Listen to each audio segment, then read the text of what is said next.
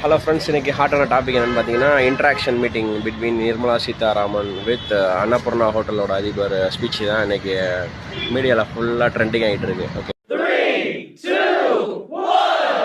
So அப்படி என்ன பேசியிருக்காங்கன்னு பார்த்தீங்கன்னா, ஸ்வீட்டுக்கு உரிய ஜிஎஸ்டி பார்த்தீங்கன்னா 5%, பட் காரத்துக்குரிய ஜிஎஸ்டி பார்த்தீங்கன்னா 12%.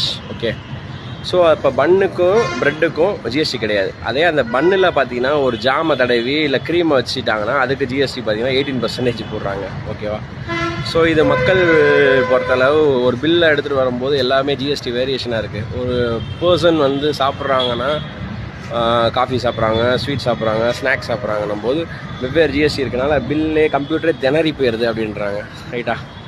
ஸோ இதை தான் இப்போ இன்றைக்கி ட்ரெண்டிங்கில் ஓடிக்கிட்டு இருக்கு. அவர் கொஸ்டின் எடுத்து வச்சோடனே அங்கே ஸ்டேஜில் இருக்க எல்லாருமே சிரிச்சிடுறாங்க. ஓகேவா?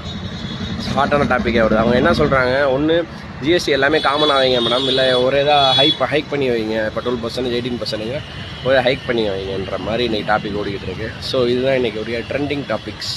இந்த வீடியோ பிடிச்சிருக்குன்னு நினைக்கிறேன். மேலும் தகவலுக்கு அப்படியே ஒரு லைக் பண்ணுங்கள், உங்கள் சப்ஸ்கிரைப் பட்டனை மட்டும் ஒரு கிளிக் பண்ணிடுங்க. ஓகே ஃப்ரெண்ட்ஸ், பாய்.